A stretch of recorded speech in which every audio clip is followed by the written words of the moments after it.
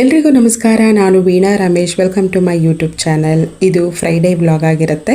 ಹಾಗೆ ಬೆಳಗ್ಗೆ ಬ್ರೇಕ್ಫಾಸ್ಟಿಗೆ ಅಂತ ದೋಸೆ ಮಾಡೋಣ ಅಂತ ಮಾಡ್ತಾ ಇದ್ದೀನಿ. ಮಸಾಲ ದೋಸೆ ಮಾಡಿಕೊಂಡು ತುಂಬ ದಿನ ಆಗಿತ್ತು, ಹಾಗಾಗಿ ಮಸಾಲ ದೋಸೆ ಮಾಡ್ಕೊಳ್ಳೋಣ ಅಂತ ಮಾಡ್ತಾ ಇದ್ದೀನಿ. ಆಲೂಗೆಡ್ಡೆ ಪಲ್ಯ ಹಾಗೆ ತೆಂಗಿನಕಾಯಿ ಚಟ್ನಿ ದೋಸೆ ಅಂದರೆ ಮಕ್ಕಳು ಕೂಡ ನಮ್ಮ ಮನೇಲಿ ಇಷ್ಟಪಟ್ಟು ತಿಂತಾರೆ. ಸೊ ಅವರು ಕೂಡ ಇಷ್ಟಪಟ್ಟು ಕೇಳಿದರು. ದೋಸೆ ಮಾಡ್ತಾ ಇದ್ದೆ, ಬಟ್ ಮಸಾಲ ದೋಸೆ ಮಾಡ್ತಾ ಇರಲಿಲ್ಲ. ಹಾಗಾಗಿ ಮಕ್ಕಳು ತುಂಬ ಇಷ್ಟಪಟ್ಟು ಕೇಳಿದ್ರಲ್ಲ ಅಂತ ಹೇಳಿಬಿಟ್ಟು ಮಾಡ್ಕೊಳ್ತಾ ಇದ್ದೀನಿ. ಆಲೂಗೆಡ್ಡೆ ಪಲ್ಯ ಅಂತ ಅಂದ್ರೆ ಸಾಮಾನ್ಯವಾಗಿ ಎಲ್ರಿಗೂ ಗೊತ್ತಿರುತ್ತೆ, ಹಾಗಾಗಿ ರೆಸಿಪಿಯನ್ನು ನಾನು ಇಲ್ಲಿ ಹೇಳ್ತಾ ಇಲ್ಲ. ಇವಾಗಿನ ಜನರೇಷನ್ ಅಲ್ಲಿ ಯಾವ ರೀತಿ ಇದೆ ಅಂದ್ರೆ 2K ಕಿಡ್ಸ್ ಆಗಿರ್ಬೋದು, 90 ಕಿಡ್ಸ್ ಆಗಿರ್ಬೋದು, ತಕ್ಷಣ ನಮಗೆ ಏನು ತಿಂಡಿ ಮಾಡ್ಕೊಂಡು ತಿನ್ಬೇಕು ಅಂತ ಆಸೆ ಆಗುತ್ತೆ, ಅದನ್ನ ಪಟ್ ಅಂತ ಮಾಡ್ಕೊಂಡು ರೆಡಿ ಮಾಡ್ಕೊಂಡು ತಿಂದ್ಬಿಡ್ತೀವಿ. ಆದರೆ ನಮ್ಮಮ್ಮ ಹೇಳೋರು ನಮ್ಮ ಕಾಲದಲ್ಲಿ ಹಿಂಗಿರಲಿಲ್ಲ. ನಮಗೆ ಕಡುಬು ತಿನ್ನಬೇಕು ಅಂದರೆ ಗಣಪತಿ ಹಬ್ಬನೇ ಬರಬೇಕು, ಒಬ್ಬಿಟ್ಟು ಮಾಡ್ಕೊಂಡು ತಿನ್ನಬೇಕು ಅಂದರೆ ಯುಗಾದಿ ಹಬ್ಬನೇ ಬರಬೇಕು, ಪಲಾವ್ ಮಾಡ್ಕೊಂಡು ತಿನ್ನೋಕ್ಕೂ ಯಾವುದಾದ್ರೂ ಹಬ್ಬಗಳು ಬರಬೇಕಿತ್ತು. ಸೊ ಈ ರೀತಿ ಇರ್ತಿರ್ಲಿಲ್ಲ. ಬೆಳಗ್ಗೆ ಆಯಿತು ಅಂತ ಅಂದರೆ ಸಾಂಬಾರು ಮುದ್ದೆ ಮಾಡಬೇಕಿತ್ತು, ಇಲ್ಲ ಅಂದರೆ ರೊಟ್ಟಿ ಮಾಡಬೇಕಾಗಿತ್ತು ಅಂತ ಹೇಳೋರು. ಇವಾಗೇನು ಆ ಥರ ಇಲ್ಲ.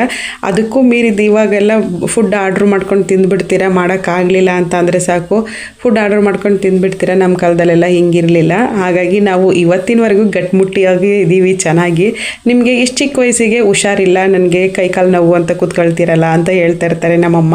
ಸೊ ಅದು ನಿಜನೇ. ನಿಜವಾಗ್ಲೂ ನಾವು ಏನೇ ಹೆಲ್ದಿಯಾಗಿ ಫುಡ್ ಮಾಡ್ಕೊಂಡು ತಿಂದ್ರೂ ಒಂದು 30 ಏಜ್, ಇವಾಗಿನ ಜನ್ರೇಷನಲ್ಲಿ ಒಂದು 30 ಏಜ್ ದಾಟಿದ ತಕ್ಷಣವೇ ಕೈ ಕಾಲು ನೋವು. ಅವರಷ್ಟು ಕೆಲಸ ನಾವು ಮಾಡೋಕ್ಕಾಗೋದಿಲ್ಲ. ನಮ್ಮಮ್ಮ ಎಲ್ಲ ಮಾಡಿರೋ ಅಷ್ಟು ಕೆಲಸನ ನಾವು ಮಾಡೋಕ್ಕಾಗೋದಿಲ್ಲ. ಅವರು ವ್ಯವಸಾಯನೂ ಮಾಡ್ತಾರೆ, ಮನೆ ಒಳಗಡೆ ಕೆಲಸನೂ ಮಾಡ್ತಾರೆ, ಎಲ್ಲನೂ ಮೇಂಟೈನ್ ಮಾಡ್ತಾರೆ. ಬಟ್ ನಾವು ಮನೆ ಒಳಗಡೆ ಕೆಲಸ ಮಾಡೋಕೆ ನಮಗೆ ಕೈ ಕಾಲು ನೋವು ನಮ್ಗಾಗಲ್ಲ ಅಂತ ಹೇಳ್ತಿರ್ತೀವಿ. ಎಲ್ಲ ಲೇಡೀಸ್ಗೂ ನಾನು ಹೇಳೋದೇನು ಅಂದರೆ, ವರ್ಕ್ ಮಾಡೋರಾಗಿರ್ಬೋದು, ಮನೇಲಿ ಇರೋರಾಗಿರ್ಬೋದು, ಸೊ ವರ್ಕ್ ಮಾಡೋರಿಗೆ ಬೇಗ ಆ ಟೈಮ್ಗೆ ರೀಚ್ ಆಗಬೇಕು ಅನ್ನೋ, ಮನೇಲಿರೋರಿಗೆ ಮಕ್ಕಳನ್ನ ಬೇಗ ಸ್ಕೂಲಿಗೆ ಕಳಿಸ್ಬೇಕು, ಮನೆ ಕೆಲಸ ಬೇಗ ಮುಗಿಸ್ಕೋಬೇಕು ಅನ್ನೋ ಬ್ಯುಸಿಲಿ ನಾವಿರ್ತೀವಿ. ಸೊ ಅಂಥ ಟೈಮಲ್ಲಿ ನಾವು ನಮ್ಮ ಫುಡ್ ರೊಟೀನ್ನ ಏರುಪೇರು ಮಾಡ್ಕೊಂಡು ಬಿಡ್ತೀವಿ. ಸರಿಯಾಗಿ ಊಟನೂ ಮಾಡೋದಿಲ್ಲ, ಸರಿಯಾಗಿ ಕೂಡ ಮಾಡೋದಿಲ್ಲ. ಸೊ ಈ ರೀತಿ ಕೆಲಸ ಮಾಡಬೇಕಾದ್ರೆ ಏನಾಗುತ್ತೆ ಅಂದರೆ, ಹೆಣ್ಮಕ್ಳಿಗೆ ಒಂದು 30 ಏಜ್ ಆದಮೇಲೆ ಆರೋಗ್ಯದಲ್ಲಿ ಏರುಪೇರು ಆಗೇ ಆಗುತ್ತೆ. ಸೊ ಈ ಮಾತನ್ನು ಏನು ಕೇಳ್ತಾ ಇದ್ದೀನಿ, ನಮ್ಮ ಆರೋಗ್ಯದ ಕಡೆ ಗಮನ ಕೊಡ್ದೇ ನಾವು ಹುಷಾರು ತಪ್ಪಾಗಲೇ ನಮಗೆ ಗೊತ್ತಾಗೋದು ನಾವು ಎಷ್ಟು ನೆಗ್ಲೆಕ್ಟ್ ಆಗಿದ್ದೀವಿ ನಮ್ಮ ಆರೋಗ್ಯದ ಬಗ್ಗೆ. ಹಾಗಾಗಿ ನಾನು ಈ ವಿಷಯನ ನಿಮ್ಮ ಹತ್ರ ಶೇರ್ ಮಾಡಿಕೊಂಡೆ. ಆದಷ್ಟು ಸ್ವಲ್ಪ ಆರೋಗ್ಯವಾಗಿರುವಂಥ ಫುಡ್ಡನ್ನು ತಿನ್ಕೊಂಡು ಸ್ವಲ್ಪ ಯೋಗ ಮತ್ತು ವಾಕಿಂಗು ಈ ರೀತಿ ಮಾಡಿಕೊಂಡು ಆರೋಗ್ಯನ ಹೆಲ್ದಿಯಾಗಿ ಇಟ್ಕೊಳ್ಳೋದು ತುಂಬಾ ಒಳ್ಳೆಯದು. ಫ್ರೈಡೇ ಪೂಜೆನ ಮಾಡ್ತಾ ಇದ್ದೀನಿ. ಏನು ಪೂಜೆ ರೂಮ್ ಎಲ್ಲ ನೀಟಾಗಿ ಡೀಪ್ ಕ್ಲೀನ್ ಮಾಡೋಕ್ಕೆ ಹೋಗಲಿಲ್ಲ. ಹೂವೆಲ್ಲ ಮಾಡಿಸಿದ್ದೆ, ಸೊ ಅದನ್ನೆಲ್ಲ ತೆಗೆದುಬಿಟ್ಟು ಹೊಸದಾಗಿ ಹೂವಿಟ್ಟು ಪೂಜೆ ರೂಮ್ ಮಾತ್ರ ಕ್ಲೀನ್ ಮಾಡ್ಕೊಳ್ಳೋಣ ಅಂತ ಮಾಡ್ತಾ ಇದ್ದೀನಿ. ಇವಾಗ ತಾನೇ ಬುಧವಾರ ಗಣಪತಿ ಹಬ್ಬನ ಮುಗಿಸಿದ್ದು, ಸೊ ಹಾಗಾಗಿ ಕಳಸನ ತೆಗಿಯೋಕ್ಕೆ ಹೋಗಲಿಲ್ಲ ನಾನು. ಹಾಗೆ ಹೂವೆಲ್ಲ ಇಟ್ಬಿಟ್ಟು ಪೂಜೆ ಮಾಡೋಣ ಅಂತ ಮಾಡ್ತಾ ಇದ್ದೀನಿ. ಮತ್ತು ದೇವಸ್ಥಾನಕ್ಕೆ ಹೋಗಬೇಕು. ಇಲ್ಲೊಂದು ಗಣಪತಿ ದೇವಸ್ಥಾನ ಇದೆ, ಸೊ ಹೊಸದಾಗಿ ಕಟ್ಟಿದ್ದಾರೆ. ಕುಂಭಾಭಿಷೇಕ ಇತ್ತು, ಬೆಳಗ್ಗೆ ಹೋಗೋಕ್ಕಾಗಲಿಲ್ಲ ನನ್ನ ಕೈಲಿ. ಸೊ ಹಾಗಾಗಿ ಈವ್ನಿಂಗ್ ಆದರೂ ಹೋಗಿ ಒಂದು ಅರ್ಚನೆ ಮಾಡಿಸ್ಕೊಂಡು ಪೂಜೆ ಮಾಡ್ಕೊಂಡು ಬರೋಣ ಅಂತ ಹೇಳಿ ಬೇಗ ಪೂಜೆ ಎಲ್ಲ ಮುಗಿಸಿ ಹೊರಟಿದ್ದೀನಿ. ಹಾಗೆ ಡೈಲಿ ಇದೇ ರೀತಿ ನಾನು ಪೂಜೆ ರೂಮ್ ಕಸನ ಗುಡಿಸ್ಕೊಳ್ತೀನಿ, ಒರೆಸೋದಿಲ್ಲ. ಬಟ್ ಇವತ್ತು ಶುಕ್ರವಾರ ಪೂಜೆ ಮಾಡ್ತಿರೋದ್ರಿಂದ ಸ್ವಲ್ಪ ಹಾಗೆ ಒರೆಸ್ಬಿಡೋಣ ಅಂತ ಒರೆಸ್ತಾ ಇದ್ದೀನಿ. ಮತ್ತು ಇನ್ನು ಫೋಟೋ ಮೇಲೆ ಇಟ್ಟಿರುವಂಥ ಹೂಗಳನ್ನೆಲ್ಲ ತಗೊಂಡೋಗಿ ನಾನು ಗಿಡದ ಹತ್ರ ಹಾಕ್ಬಿಡ್ತೀನಿ, ಕಸದ ಬುಟ್ಟಿಗೆ ಹಾಕೋದಿಲ್ಲ. ಕಾಮಾಕ್ಷಿ ದೀಪದ ಬಗ್ಗೆ ನನಗೆ ತುಂಬಾ ಇನ್ಸ್ಟಾದಲ್ಲಿ ಮತ್ತೆ ಯೂಟ್ಯೂಬಲ್ಲಿ ಕಮೆಂಟ್ ಬರ್ತಾ ಇತ್ತು. ಕಾಮಾಕ್ಷಿ ದೀಪದ ಸಂಪೂರ್ಣ ಮಾಹಿತಿನ ನಾನು ಲಾಂಗ್ ವಿಡಿಯೋದಲ್ಲಿ ಪೋಸ್ಟ್ ಮಾಡಿದ್ದೀನಿ. ಲಿಂಕನ್ನು ಡಿಸ್ಕ್ರಿಪ್ಷನ್ ಬಾಕ್ಸಲ್ಲಿ ಕೊಟ್ಟಿರ್ತೀನಿ, ಪ್ಲೀಸ್ ಚೆಕ್ ಮಾಡಬಹುದು. ದೇವ್ರ ಪೂಜೆ ಮಾಡಬೇಕಾದ್ರೆ ಮನೇಲೇ ಬೆಳೆದಿರುವಂಥ ಹೂವಿಂದ ಪೂಜೆ ಮಾಡೋದು ಇನ್ನೂ ಒಂಥರ ಸಂತೋಷ. ಸೊ ನಮ್ಮ ಮನೇಲಿ ದಾಸವಾಳದ ಹೂವಂತೂ ತುಂಬ ಚೆನ್ನಾಗಿ ಹೂ ಬಿಡ್ತಾ ಇದೆ. ನಾನು ಪೂಜೆಗೆ ಅಂತ ಎಷ್ಟು ಬೇಕೋ ಅಷ್ಟನ್ನು ಕುಯ್ಕೊಂಡು ಪೂಜೆ. ಯಾರಾದರೂ ಹೊಸದಾಗಿ ವಿಡಿಯೋ ನೋಡ್ತಾ ಇದ್ರೆ ಸಬ್ಸ್ಕ್ರೈಬ್ ಮಾಡಿಕೊಂಡು ಪಕ್ಕದಲ್ಲಿರುವ ಬೆಲ್ ಐಕನ್ನ ಕ್ಲಿಕ್ ಮಾಡಿ ಹಾಲಂತ ಓಕೆ ಕೊಡಿ. ಹಾಲಂತ ಓಕೆ ಕೊಟ್ಟರೆ ನಾನು ಹಾಕೋ ಎಲ್ಲ ವಿಡಿಯೋಗಳ ನೋಟಿಫಿಕೇಶನ್ ನಿಮಗೆ ಬರೋದು. ಅದರ ಜೊತೆಯಲ್ಲಿ ಹೈಪ್ ಮಾಡೋದನ್ನು ಮರಿಬೇಡಿ. ಬ್ಲಾಗ್ನ ನೋಡಿ ತುಂಬ ಚೆನ್ನಾಗಿ ಮಾತಾಡ್ತೀರಾ, ಅರ್ಥಪೂರ್ಣವಾಗಿ ಮಾತಾಡ್ತೀರಾ, ತುಂಬ ಚೆನ್ನಾಗಿ ಬ್ಲಾಗ್ ಮಾಡ್ತೀರಾ ಅಂತ ಕಮೆಂಟ್ ಮಾಡಿದ್ದೀರಾ.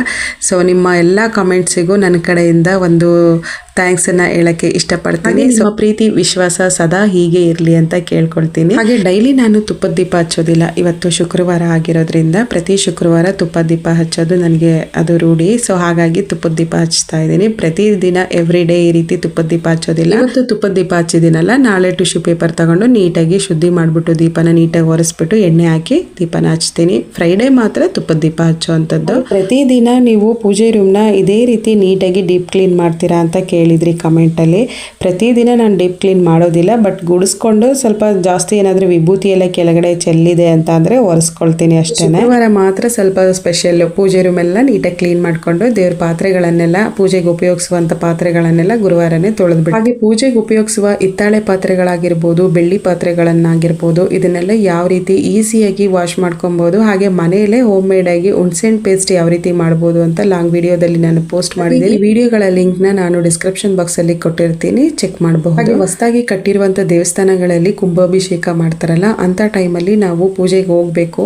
ಕುಂಭದಿಂದ ನೀರನ್ನ ಎಲ್ಲರ ಮೇಲೂ ಪ್ರೇಕ್ಷಣೆ ಮಾಡ್ತಾರೆ, ಅದು ತುಂಬಾನೇ ಒಳ್ಳೆಯದು. ಕುಂಭದಿಂದ ಅಲ್ಲಿ ಪೂಜೆ ಮಾಡಿರೋ ಕುಂಭದಲ್ಲಿ ನೀರು ಇಟ್ಕೊಂಡಿರ್ತಾರಲ್ಲ ಕಳಸದಲ್ಲಿ, ಅದನ್ನ ನಿಂತಿರೋ ಜನರ ಮೇಲೆಲ್ಲ ಪ್ರೇಕ್ಷಣೆ ಮಾಡ್ತಾರೆ, ತುಂಬಾನೇ ಒಳ್ಳೆಯದು. ಸೊ ನಾನು ಬೆಳಗ್ಗೆನೆ ಹೋಗ್ಬೇಕಾಗಿತ್ತು, ಹೋಗೋಕ್ಕಾಗಲಿಲ್ಲ, ಹಾಗಾಗಿ ಈವ್ನಿಂಗ್ ಹೊರಟಿದ್ದೀನಿ, ಒಂದು ಅರ್ಚನೆ ಮಾಡಿಸ್ಕೊಂಡು ಬಂದ್ಬಿಡೋಣ ಅಂತ ಹೇಳಿ. ವಿನಾಯಕರ ದೇವಸ್ಥಾನ ಇದೆ.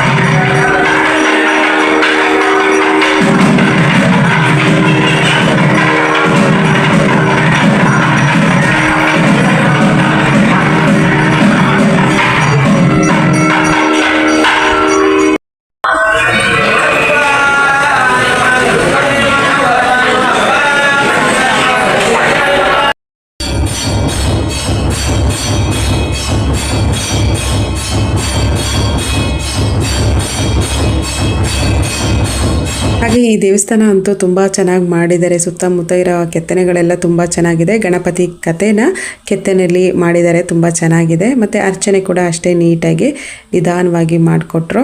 ಸೊ ನಾವು ಹಾಗೆ ಸುತ್ತಮುತ್ತ ದೇವಸ್ಥಾನ ಎಲ್ಲ ನೋಡಿಕೊಂಡು, ಗಣೇಶ ಉತ್ಸವ ಮೂರ್ತಿ ಎಲ್ಲ ಹೊರಗಡೆ ರೆಡಿ ಮಾಡಿ ಇಟ್ಕೊಂಡಿದ್ರು ಜನ, ಹಾಗಾಗಿ ಜಾಸ್ತಿ ಇಲ್ಲ, ಎಲ್ಲ ಅಲ್ಲಿ ನಿಂತ್ಕೊಂಡಿದ್ರು. ಈ ವ್ಲಾಗ್ನ ಎಂಡ್ ಮಾಡ್ತಾ ಇದ್ದೀನಿ. ಈ ವ್ಲಾಗ್ ನಿಮಗೆ ಇಷ್ಟ ಇದ್ರೆ ನನ್ನ ಚಾನಲ್ನ ಸಬ್ಸ್ಕ್ರೈಬ್ ಮಾಡಿಕೊಂಡು ಪಕ್ಕದಲ್ಲೇ ಇರುವ ಬೆಲ್ಲೈಕನ್ನ ಕ್ಲಿಕ್ ಮಾಡಿ ಆಲ್ ಅಂತ ಓಕೆ ಕೊಟ್ಟರೆ ನಾನು ಹಾಕೋ ಎಲ್ಲ ನ್ಯೂ ವಿಡಿಯೋ ನೋಟಿಫಿಕೇಶನ್ ನಿಮಗೆ ಬರುತ್ತೆ. ಸಿಗೋಣ ಮುಂದಿನ ವ್ಲಾಗಲ್ಲಿ. Thank you for watching and subscribe my channel.